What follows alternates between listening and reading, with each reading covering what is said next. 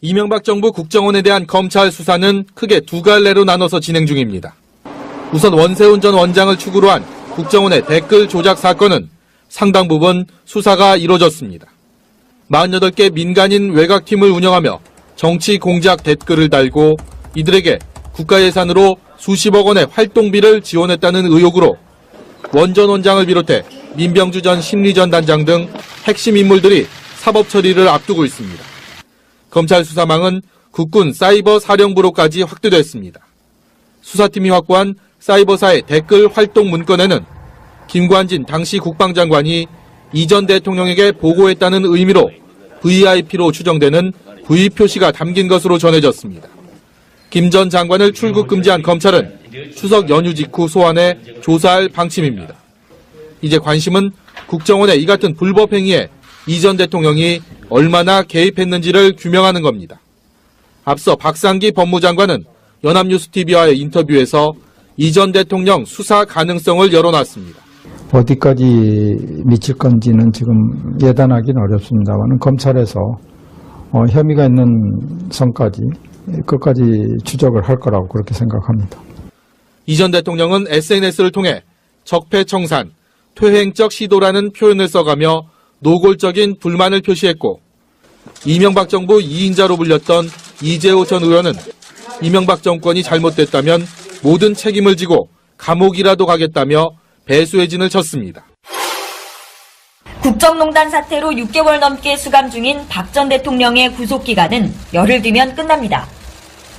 하지만 혐의만 18개인 박 전 대통령의 재판은 이달 말에도 증인신문이 잡혀있는 등 선고까지 여전히 먼 길을 가야 하는 상황. 이대로 심리가 이어진다면 박 전 대통령은 원칙대로라면 불구속 재판을 받아야 합니다. 결국 검찰은 만기까지 증인신문을 끝내지 못할 것 같다며 추가 구속영장을 발부해달라고 재판부에 요청했습니다. 기존 영장에 없는 SK 롯데 뇌물죄 혐의를 들어 구속 연장 카드를 꺼내들며 박 전 대통령이 혐의를 부인하고 있다는 점도 강조했습니다. 이에 박 전 대통령 측은 반발했고 얼마 전엔 방문한 병원의 진단서 등도 떼어갔습니다. 건강 문제를 들어 구속 연장을 막으려는 움직임으로 해석됩니다. 재판부는 이르면 다음 주쯤 구속 연장 여부를 결정할 것으로 보입니다. 구속이 연장된다면 박 전 대통령은 최장 6개월 더 수감 생활을 해야 합니다. 뇌물죄는 물론 문화예술계 블랙리스트 의혹 등 살펴볼 쟁점이 아직 많이 남은 상황에서 박 전 대통령의 운명을 쥔 재판부가 어떤 결정을 내릴지 관심이 집중되고 있습니다. 통계청은 장래 인구를 예측할 때 출산율과 기대 수명 등을 수준별로 나눠 30개 시나리오로 제시합니다. 정부는 가장 평균적인 예측치인 중위 추계를 바탕으로 연금, 건강보험 등의 재정 지출 계획을 짜게 됩니다. 지난해 말 중위 추계에 따르면 올해 여성 1명이 평생 낳을 것으로 예상하는 합계 출산율은 1.2명. 그런데 실제로는 여기에 훨씬 미치지 못합니다. 올해 상반기 출생아 수가 2008년 이후에 가장 낮은 18만 8천 명입니다. 이 추세면 올해 합계 출산율은 역대 최저인 1.03명. 정부가 정책 판단의 근거로 삼았던 인구 변화 예측치가 틀렸다는 얘기입니다. 2015년, 2014년에 우리나라 합계 출산율이 좀 오르는 편이었었거든요.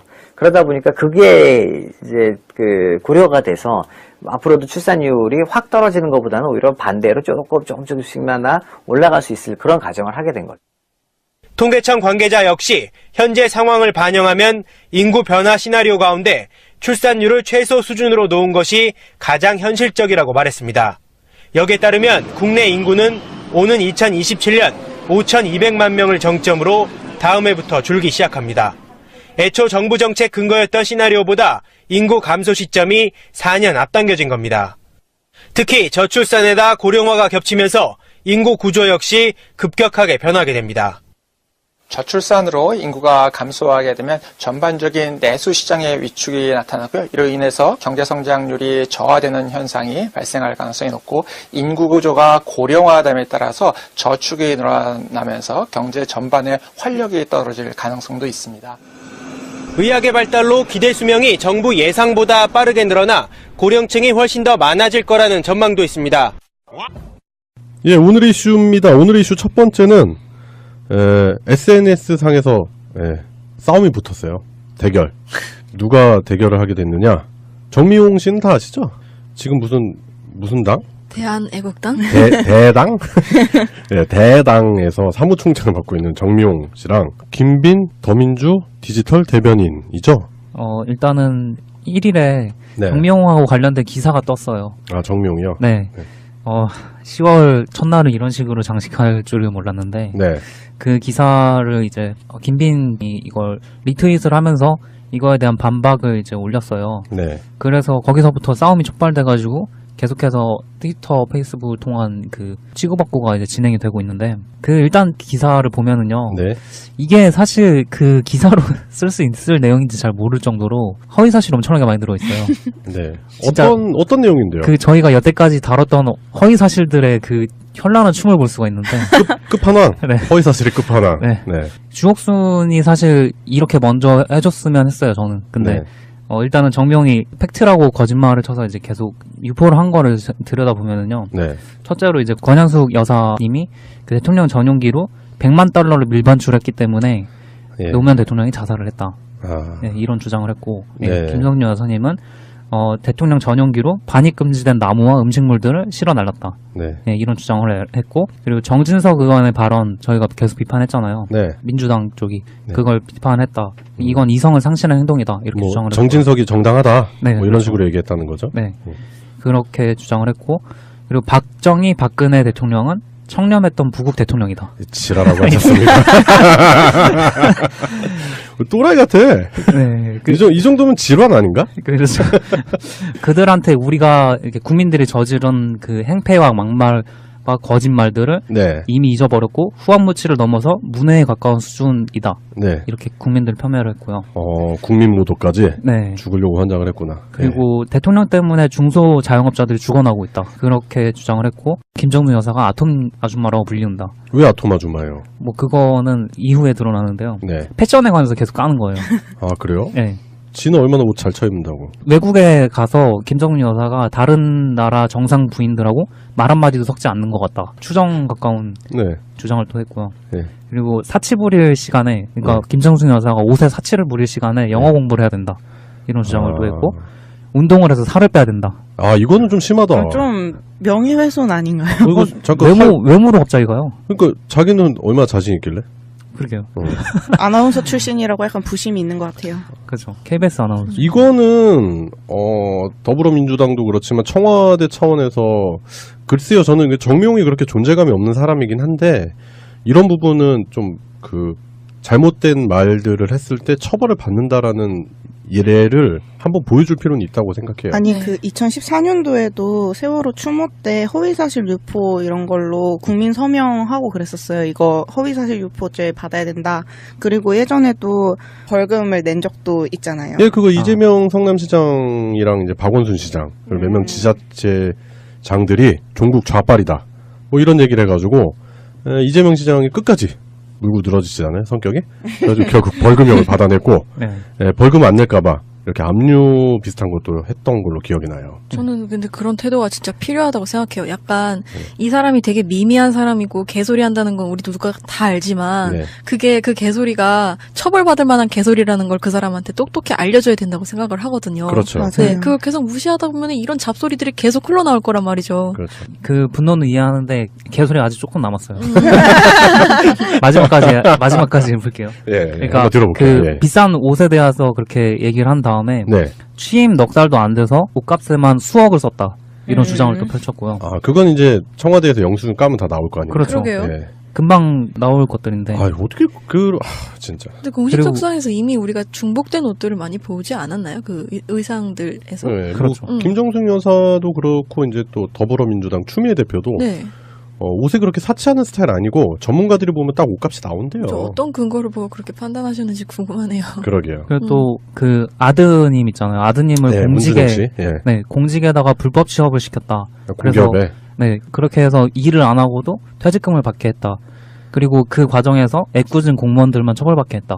이런 식의 주장을 했어요. 이거 이미 다 밝혀졌고 그거에 관련돼 가지고 국민의당에서 조작했다라는 거 다 나왔잖아요. 그렇죠. 네. 이거에 관해서 이제 저희도 분노를 느꼈지만은 네. 그거에 대해서 김빈 디지털 소통위원장이 3일 그러니까 이틀 뒤죠. 네. 그걸 리트윗하면서 그거에 대해서 관심종자라는 얘기를 꺼냈어요. 맞는 말. 국민들로부터 관심종자 취급을 받고 있는데 그렇지. 그 고무장갑 끼고 쓰레기 더미 어깨에 짊어져도 천만배 아름다운 김정숙 여사님을 그렇게 깔 수가 있는 거냐. 이렇게 얘기를 저는 하셔서. 지금 청와대에서 활약하시는 김정숙 여사님도 아름답다고 생각을 하는데 그 전에 그 수해복구 현장이라든지 아니면 또 이렇게 그 봉사활동 이렇게 다니시면서 하는 그 호쾌한 웃음 짓는 그런 표정 있잖아요. 그거 되게 소리나 웃음 짓는 표정만 봐도 스트레스가 확 풀려요. 근데 그런 부분이 되게 좋았거든요. 그렇죠. 소탈하고 이렇게 국민들을 정말 대변한다는 느낌이 주잖아요. 네, 진짜 그냥 푸근한 이웃집 아주머니 같은 그런 느낌 좋잖아요. 네. 정 많으신 분. 이번에 뭐 그런 행보도 많이 보여주고 계시고 실제로. 그런 거에 대해서 정미홍이 이제 또 반박을 또 어김없이 해서 네. 그거에 대해서 자기가 그냥 김정숙 씨한테 자기 관리 좀 하라고 했는데 왜 자기를 공격하냐 뭐 이런 식으로 얘기를 해서 영부인 모욕했다고 난리 법석이다 막 이런 식으로 또 주장을 해가지고 네. 김빈 디지털 소통위원장이 오늘 또 7일인 오늘 또 내놓은 뜻이 영어로 한번 찾아보시라. 당신이 지금 그렇게 한 거가 만약 미셸 오바마한테 그런 식으로 했다면은 허위사실 유포에 의한 명예훼손은 물론 성차별, 인종차별 발언에 대한 모욕죄로 중대 기소될 것이다. 그렇죠. 네, 저희가 하고 싶은 얘기를 다 그대로 네, 김빈 씨께서 이제 얘기를 해주시고 계시죠. 네, 진짜 소통 잘하고 있습니다. 디지털로. 그렇잖아요. 역할이잖아. 그 트윗을 계속 보는데 네. 그 공감을 계속 이끌어내시고 네. 이런 점에서 시원함 있잖아요. 네. 그 젊은 사람으로서 바른 걸 바르다고 얘기할 수 있는 네, 당당함 뭐 네, 이런 거. 당당함 그런 것도 많이 느꼈고 네. 이번에도 사이다 발언이어서 참 좋았어요.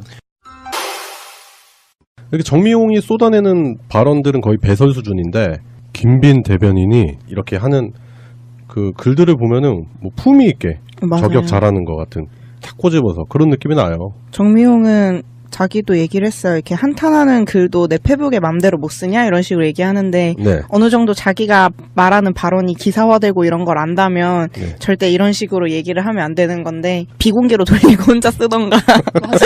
아니 일기장을 쓰고 일기장에 싶으면. 쓰잖아. 여기 그 자물쇠 네. 있는 일기장 있잖아. 거기다 쓰고 덮든가. 아니면 친구에게만 공개. 네, 네, 그래서 패친끼리 주고받는 글이다 어쩌다 하는데 아니 그럴 거면은 메시지로 다이렉트로 보내셨어야죠. 맞아. 네, 멘션을 보낸다든지 트윗으로. 네. 그렇게 당당하면은 네. 본인이 김정숙 여사한테 DM 그럼. 보내면 되잖아요. 생태 투정 뭐 이런 걸 넘어서 가지고 인격 모독의 그 명예훼손 소지의 그런 글을 올려서 문제가 되고 있는데 저는 한편으로 그런 생각을 해봤어요. 정미용이라는 사람이 과연 왜 이럴까?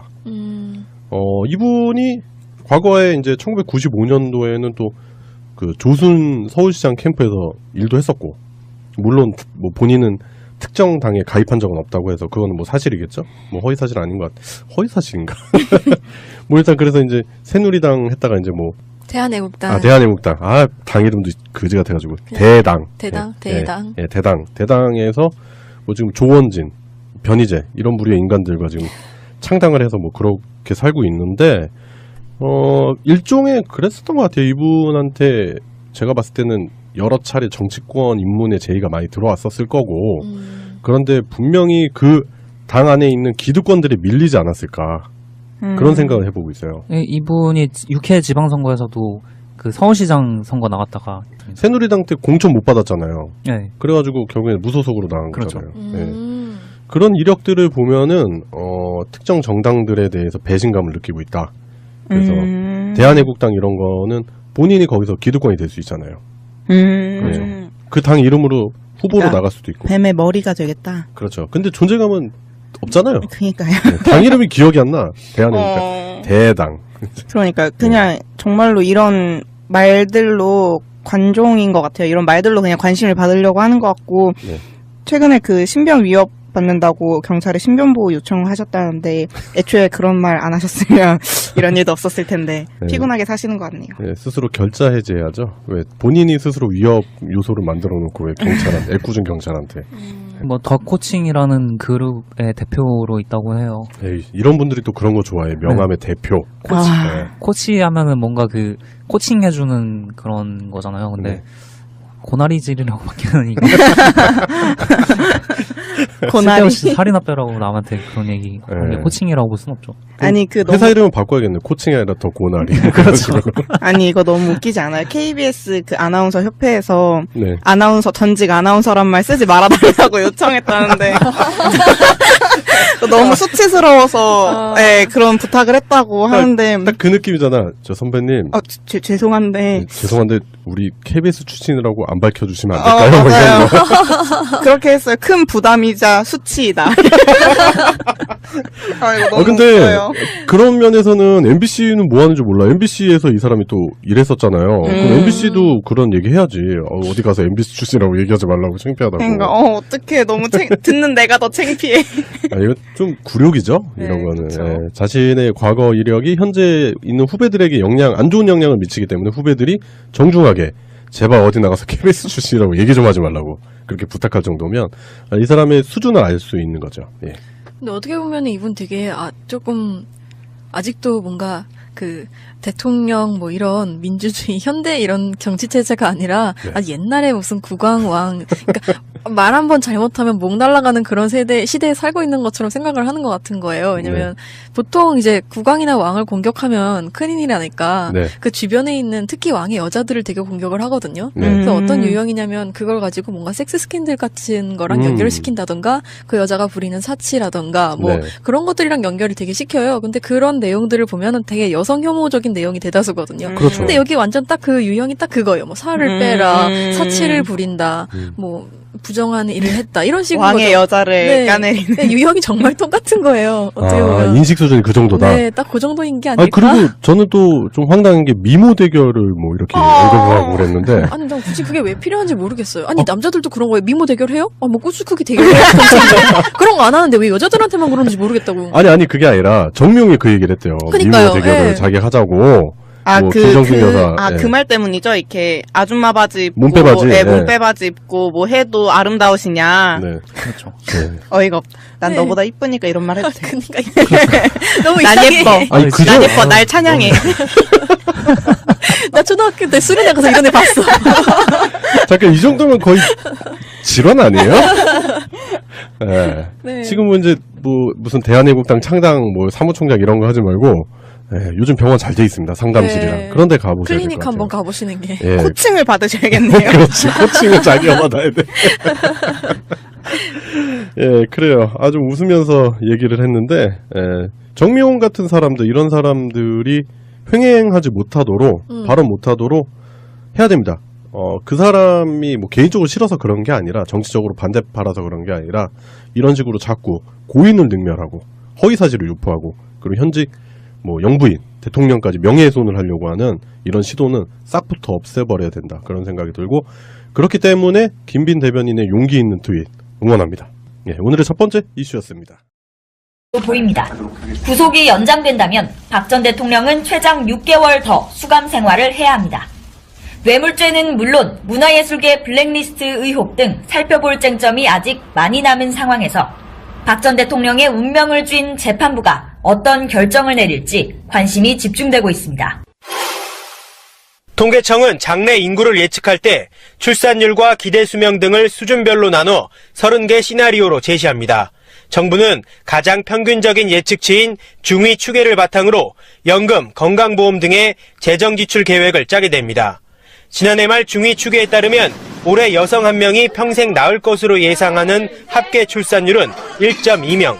그런데 실제로는 여기에 훨씬 미치지 못합니다. 올해 상반기 출생아 수가 2008년 이후에 가장 낮은 18만 8천 명입니다. 이 추세면 올해 합계 출산율은 역대 최저인 1.03명. 정부가 정책 판단의 근거로 삼았던 인구 변화 예측치가 틀렸다는 얘기입니다. 2015년, 2014년에 우리나라 학교 출산율이 좀 오르는 편이었었거든요. 그러다 보니까 그렇게 생각합니다. 이 전 대통령은 SNS를 통해 적폐청산, 퇴행적 시도라는 표현을 써가며 노골적인 불만을 표시했고, 이명박 정부 2인자로 불렸던 이재호 전 의원은 이명박 정권이 잘못됐다면 모든 책임을 지고 감옥이라도 가겠다며 배수의 진을 쳤습니다. 국정농단 사태로 6개월 넘게 수감 중인 박 전 대통령의 구속기간은 열흘 뒤면 끝납니다.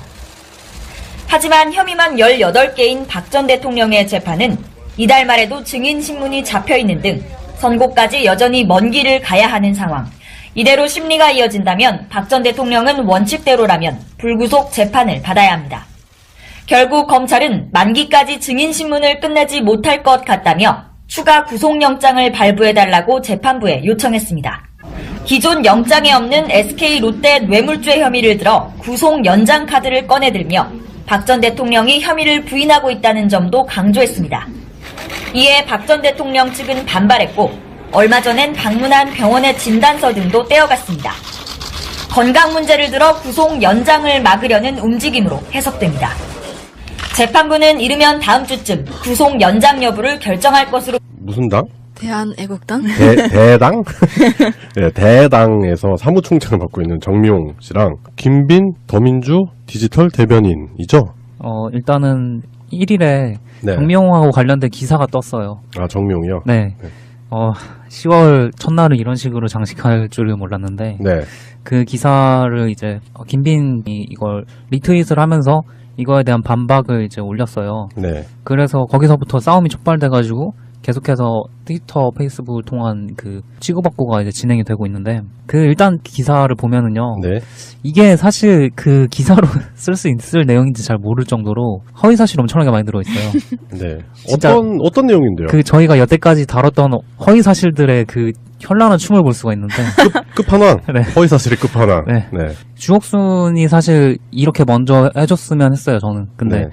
일단은 정명이 팩트라고 거짓말을 쳐서 이제 계속 유포를 한 거를 들여다보면은요. 네. 첫째로 이제 권양숙 여사님이 그 대통령 전용기로 100만 달러를 밀반출했기 때문에 예. 노무현 대통령이 자살을 했다. 아. 네, 이런 주장을 했고, 네. 김성녀 여사님은 대통령 전용기로 반입 금지된 나무와 음식물들을 실어 날랐다. 네. 네, 이런 주장을 했고, 그리고 정진석 이게 이제 그 고려가 돼서 앞으로도 출산율이 확 떨어지는 것보다는 오히려 반대로 조금씩만 올라갈 수 있을 그런 가정을 하게 된 거죠. 통계청 관계자 역시 현재 상황을 반영하면 인구 변화 시나리오 가운데 출산율을 최소 수준으로 놓은 것이 가장 현실적이라고 말했습니다. 여기에 따르면 국내 인구는 오는 2027년 5,200만 명을 정점으로 다음 해부터 줄기 시작합니다. 애초 정부 정책 근거였던 시나리오보다 인구 감소 시점이 4년 앞당겨진 겁니다. 특히 저출산에다 고령화가 겹치면서 인구 구조 역시 급격하게 변하게 됩니다. 저출산으로 인구가 감소하게 되면 전반적인 내수 시장의 위축이 나타나고요. 이로 인해서 경제 성장률이 저하되는 현상이 발생할 가능성이 높고, 인구 구조가 고령화됨에 따라서 저축이 늘어나면서 경제 전반의 활력이 떨어질 가능성도 있습니다. 의학의 발달로 기대 수명이 정부 예상보다 빠르게 늘어나 고령층이 훨씬 더 많아질 거라는 전망도 있습니다. 예, 오늘 이슈입니다. 오늘 이슈 첫 번째는 SNS 상에서 싸움이 붙었어요. 대결. 누가 대결을 하게 됐느냐? 정미용 씨는 다 아시죠? 지금 무슨 이명박 정부 국정원에 대한 검찰 수사는 크게 두 갈래로 나눠서 진행 중입니다. 우선 원세훈 전 원장을 축으로 한 국정원의 댓글 조작 사건은 상당 부분 수사가 이뤄졌습니다. 48개 민간인 외곽팀을 운영하며 정치 공작 댓글을 달고 이들에게 국가 예산으로 수십억 원의 활동비를 지원했다는 의혹으로 원 전 원장을 비롯해 민병주 전 심리전단장 등 핵심 인물들이 사법 처리를 앞두고 있습니다. 검찰 수사망은 국군 사이버 사령부로까지 확대됐습니다. 수사팀이 확보한 사이버사의 댓글 활동 문건에는 김관진 당시 국방장관이 이 전 대통령에게 보고했다는 의미로 VIP로 추정되는 V 표시가 담긴 것으로 전해졌습니다. 김 전 장관을 출국 금지한 검찰은 추석 연휴 직후 소환해 조사할 방침입니다. 이제 관심은 국정원의 이 같은 불법 행위에 이 전 대통령이 얼마나 개입했는지를 규명하는 겁니다. 앞서 박상기 법무장관은 연합뉴스TV와의 인터뷰에서 이 전 대통령 수사 가능성을 열어놨습니다. 어디까지 미칠 건지는 지금 예단하기는 어렵습니다만 검찰에서 혐의가 있는 선까지 끝까지 추적을 할 거라고